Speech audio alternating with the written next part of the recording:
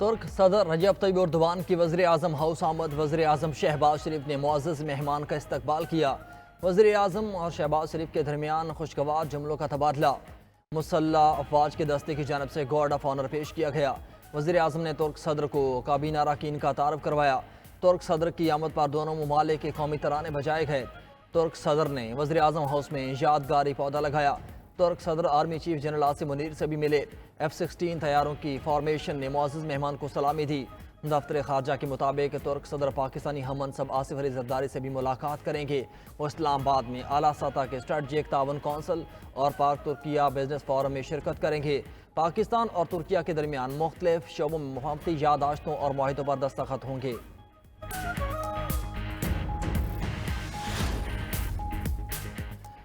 ترک صدر رجب طیب اردوان دورے پر پاکستان میں موجود ہیں۔ صدر آصف علی زرداری اور وزیر اعظم شہباز شریف نے نور خان ایئر بیس پر ترک صدر کا استقبال کیا۔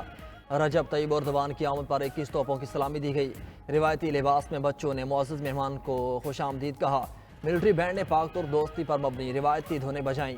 پاک فضائیہ کے F-17 طیاروں نے ترک صدر کا فضائی استقبال کیا۔ شاہراہ دستور پر سرخ اور سبز ہلالی پرچم۔ مہمان صدر کا شاندار استقبال۔ ترک صدر رجب طیب اردوان کے والہانہ استقبال کے لیے معروف گلوکار شیراز افضل کی آواز میں نغمہ جاری۔ وزیر اعظم شہباز شریف نے کہا کہ پاکستانی قوم ترک صدر اور خاتون اول کا پرتپا خیر مقدم کرتی ہیں۔ ترکیہ صدر کے دورے پر ان مضبوط تعلقات کو مزید بلندیوں تک پہنچانے کے خواہش مند ہیں۔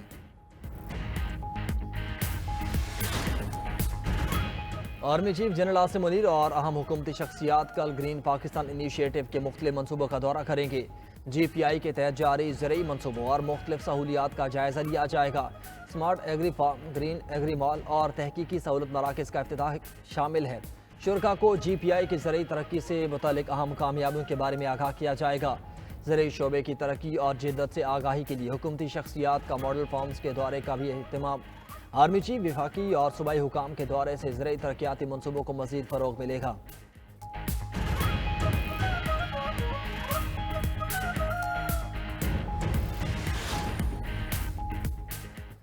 لائن آف کنٹرول پر بھارتی تخریبی کارروائیاں بے نقاب۔ آزاد جموں کشمیر اور گلگت بلتستان میں بدامنی پھیلانے کی تفصیلات سامنے آ گئیں۔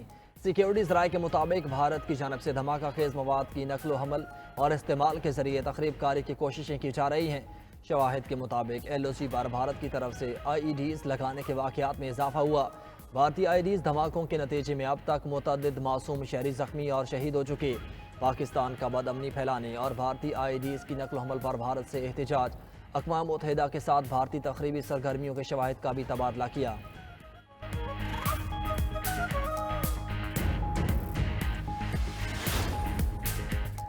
IMF کا وفاقی اخراجات پر مانیٹرنگ سیل بنانے کا مطالبہ۔ ذرائع کے مطابق بجٹ اخراجات کے لیے استعمال ہونے والی ہر رقم کا ریکارڈ طلب کر لیا گیا۔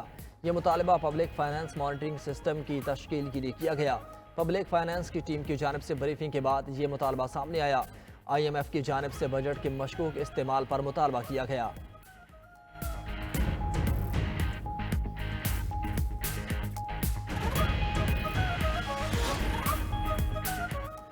سپریم کورٹ کے آئینی بینچ میں ملٹری کورٹس کیس کی سماعت۔ موجودہ نظام کے تحت سویلین کا کورٹ مارشل ہو سکتا یا نہیں؟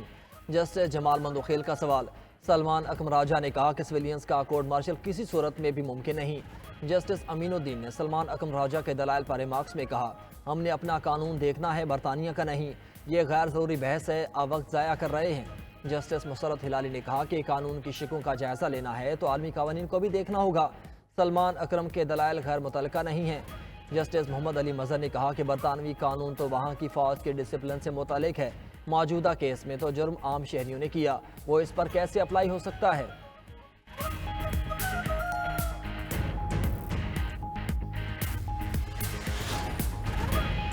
بانی PTI کے خلاف وزیر اعظم شہباز شریف کے ہر جانے کی درخواست قابل سماعت قرار۔ لاہور ہائی کورٹ نے 10 ارب روپے ہر جانے کے کیس میں دائرہ اختیار سماعت کے لیے خلاف درخواست پر فیصلہ محفوظ سنا دیا۔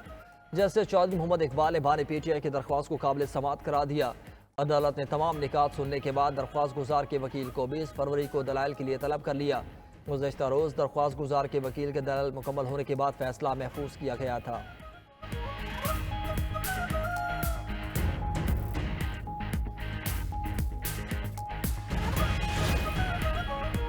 الیکشن کمیشن میں پاکستان پیپلز پارٹی کے انٹرا پارٹی انتخابات کا کیس، وکیل نے بتایا کہ چیئرمین پیپلز پارٹی امریکہ میں ہیں، ہمیں 1 ماہ کا وقت دیا جائے۔ پاکستان پیپلز پارٹی کو جواب جمع کروانے کے لیے 12 مارچ تک وقت مل گیا۔ ممبر سندھ الیکشن کمیشن نے کہا کہ پیپلز پارٹی کے انتخابات 4 سال کے لیے ہوتے ہیں، 4 سال میں الیکشن کرانا تھے جو نہیں کرائے گئے۔ 6 جنوری 2021 کو انٹرا پارٹی انتخابات کرائے گئے۔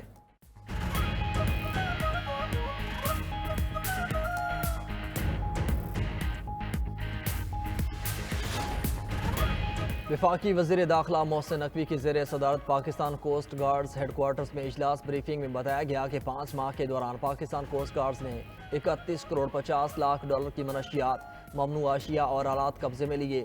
رواں مالی سال کے پہلے 7 ماہ میں ریونیو میں اضافہ ہوا۔ وزیر داخلہ نے ایران جانے والے زائرین کے لیے فیری سروس شروع کرنے کا پلان طلب کر لیا۔ محسن نقوی نے پاکستان کوسٹ گارڈز کے ہیڈ میں یادگار شہداء پر حاضری دی، پھول رکھے اور شہداء کے لیے فاتح خوانی کی۔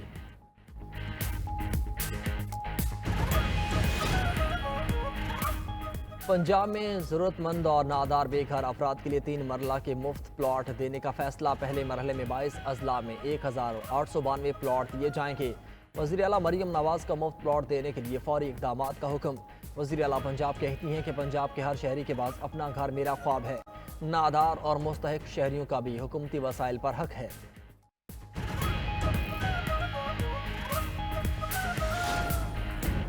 بھارتی وزیر اعظم نریندر مودی کے دورہ امریکہ سے قبل ہی سکھ کمیونٹی نے مودی کے خلاف احتجاج کی کال دے دی۔ سکھ پریس ایسوسی ایشن کا کہنا ہے کہ مودی پر امریکہ میں سکھ کارکنان کے ساتھ پرتشدد سلوک کرنے کا الزام ہے۔ احتجاج کا مقصد مودی کے دورہ امریکہ کے دوران بھارت میں سکھوں کے حقوق کی پامالیوں کے خلاف آواز بلند کرنا ہے۔ احتجاج واشنگٹن ڈی سی میں وائٹ ہاؤس کے باہر کیا جائے گا۔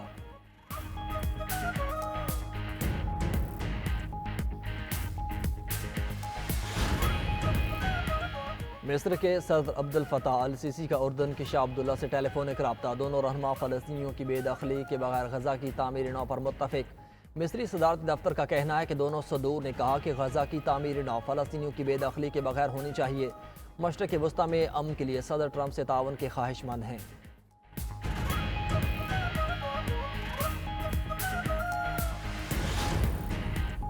فلسطین برائے فروخت نہیں، فلسطینی صدر محمود عباس نے کہا کہ فلسطینی غزہ کی پٹی اور دریا اردن کے مغربی کنارے کو نہیں چھوڑیں گے جب تک فلسطینی ریاست کا قیام، مسلح تنازعات، امن و استحکام بحال نہیں ہو جاتا۔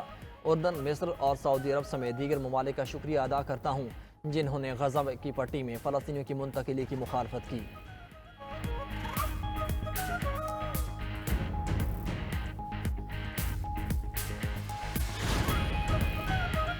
اور بہاولپور میں 20ویں Cholistan desert jeep rally qualifying round جاری۔